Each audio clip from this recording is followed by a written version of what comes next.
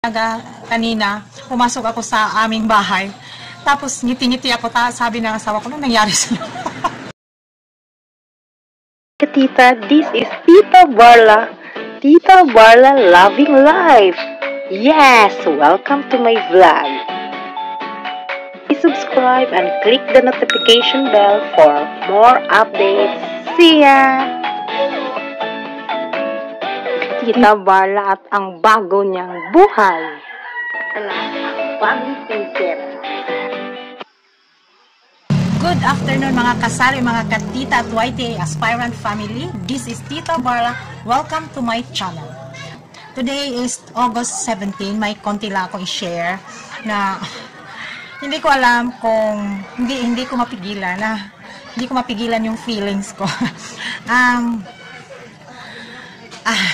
Paano ko ba sasabihin?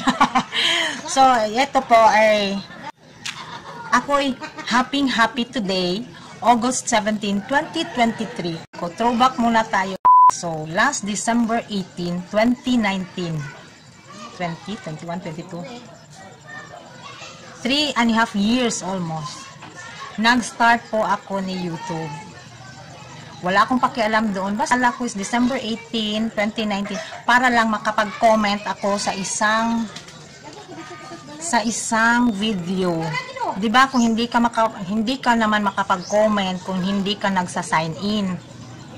So ayun, December 18, 2019. Hindi ko tinatrabaho 'yon. Nag-umpisa akong nag-upload. Ang introduction ko is September 5, 2021. Imagine nyo ang aking 1 year and 9 months.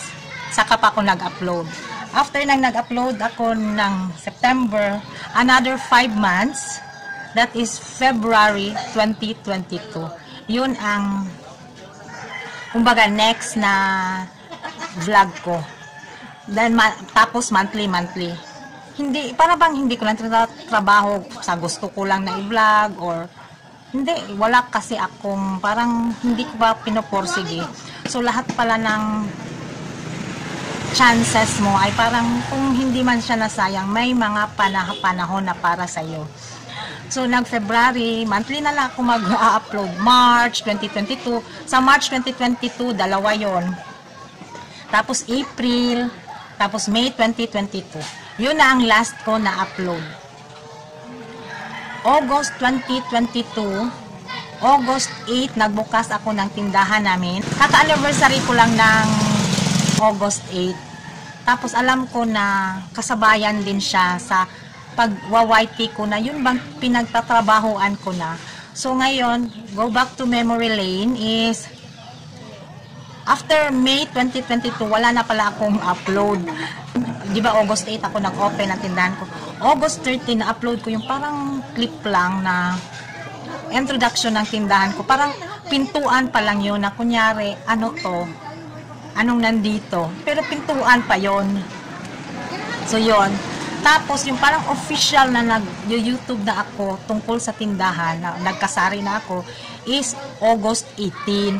So bukas na bukas po is ang aking anniversary as YT student. So kaya sabi ko nung last vlog ko tungkol doon sa anniversary ko na update sa tindahan is sana makaabot ako sa requirements na hiningi ni Lolo na hindi pa magbabawasan ng watch hours.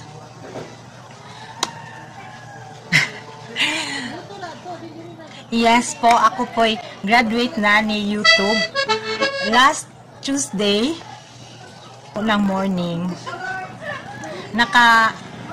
Lagi ko kasi everyday nagche-check po ako ng watch hours ko. As Tuesday, August 15, natagalan ako kasi last update ko pa doon is parang malayo pa. Sabi ko, ang tagal pa pala kasi last update is August 12. So, wala sa isip ko.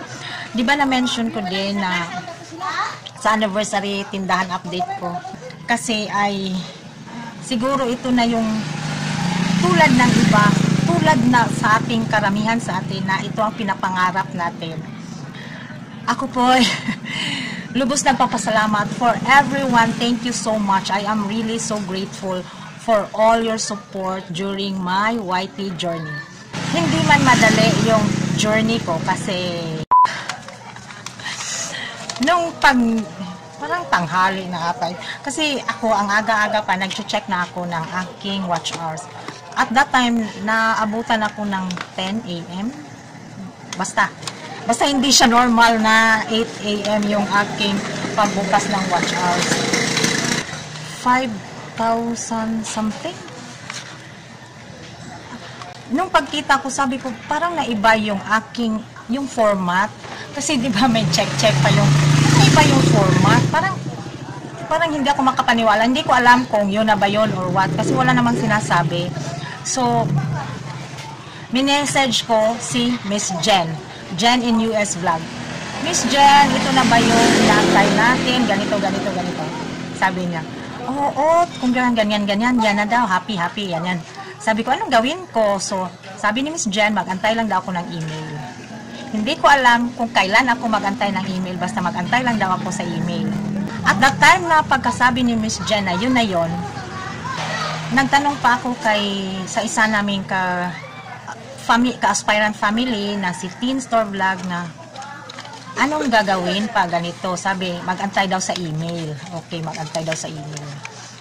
August 16, kahapon, nakalimutan ko. Sabi ko, ano kasi, hindi ko na alam kung anong sasabihin ko. Diyos ko, Lord. I'm so elated. Diyos ko. Tapos sabi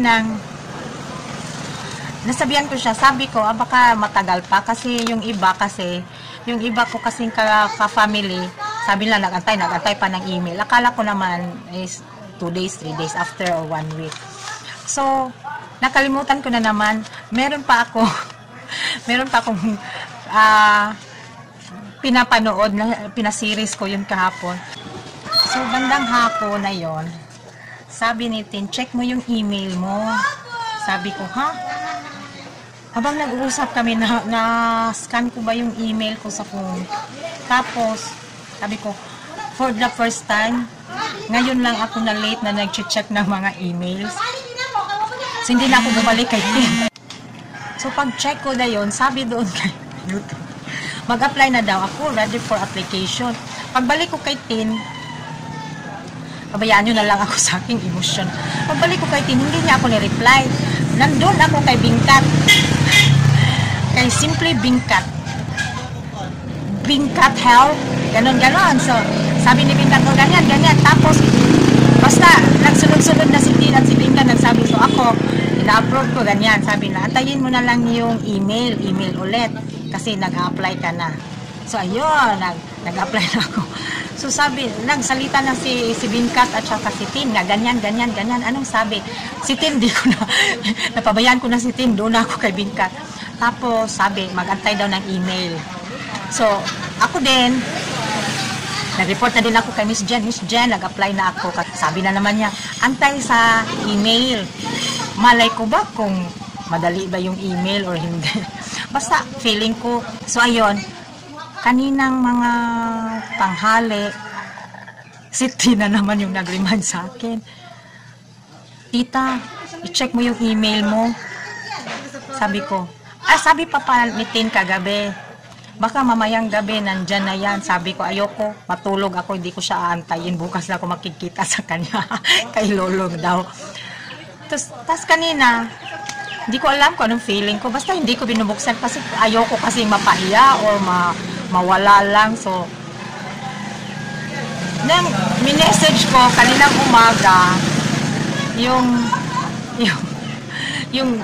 aspirant family, sabi ko, paano ba mag-check kung, kasi daw maglinis, paano daw mag-check yung nama CPR, ganyan.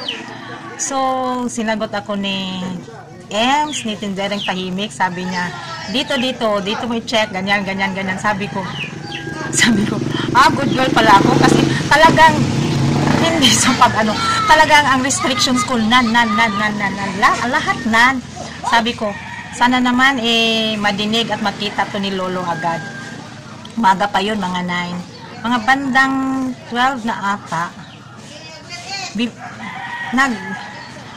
nag-send na naman si Tin sa akin. Tita, check mo yung email mo, baka andyan na. Eh, pagkita ko kay Tin, pagbalik ko sa kanya, parang ilang minutes ago na yung pagka-online niya sa Messenger ba. So, nandun. Pag-check ko, hala. So, nung pag-check ko ng email, parang ang tagal na pala na message ni Tino. So, pag-check ko ng email, ayun na, may congratulations na. Oh, hindi ako makapaniwala. So, ayun, nag-apply na naman ako, pindot-pindot ako. Tapos, si Bingkat na naman, help, help! So, sabi ni Bingkat, yan na ba yan? Yes, yes! So, ayun, na-set up namin. Sabi na naman ni Bingkat, antayin mo bukas kasi andyan na. Habang nagchat-chat pa kami ni Bingkat, ganyan-ganyan. Hindi, sabi niya, kinabukasan pa yan, or 2 days, ganyan-ganyan. So, nung, hindi pa habang nagchat-chat na pa kami ni Bingkat, meron ba yung, di ba, lumalabas dyan sa ibabaw na ating phone. Tapos sabi doon, parang, you're accepted, you're ganyan-ganyan. Sabi ko, bumalik ako kay Bingkat. Bingkat, tingnan mo, hindi pa nga tayo tapos nag-usap, andito na. So sabi ko, Lord, thank you so much. Mag-anniversary ako bukas ng kumbaga siya na yung official na YouTube ko. Eh, siya na yung dumating, August 17. So thank you so much, everybody. Thank you talaga for the aspirant family na laging nandoon sa sumusuporta sa akin. Miss Jen in US Vlogs, thank you so much. Ate Grace, thank you so much. At sa maraming iba na nandyan sumusuporta sa aking channel na yung aking watch hours ay mapaangat. Salamat talaga. Hindi ko in-expect yun. Parang nga sabi ko nga kay Bingkat, wala namang kumikiliti sa akin, pero ako tawang-tawa dito. Parang yung poet ko, parang hindi maapak sa upuan, parang lilipad-lipad. Tapos, nung pagkatapos ng setup talaga kanina, pumasok ako sa aming bahay. Tapos, ngiti-ngiti ako, sabi ng asawa ko, ano nangyari sa'yo? Sabi ko, natanggap na ako ni YouTube, graduate. Kaya yun, congratulations to me. Congratulations. At sa lahat na nagbabalak na, kasi pinasok natin to, laban lang, wag lang mawala ng pag-asa. Imagine nyo naman yung sa akin, 2019, 3 years after pa akong tinapagtrabaho yan. So, kung gustuhin mo, maaabot mo din yung mga pangarap mo. So, thank you sa inyo. Hindi ko marating ito ngayon kung wala kayo. Thank you so much sa aking mga supporters, sa mga subscribers. Thank you sa mga nanonood. Thank you so much. Kayo lang ang ina-sharean ko kasi kung mag-share ako sa mama ko, hindi niya maintindihan. Bakit daw ako nakakapera? Bakit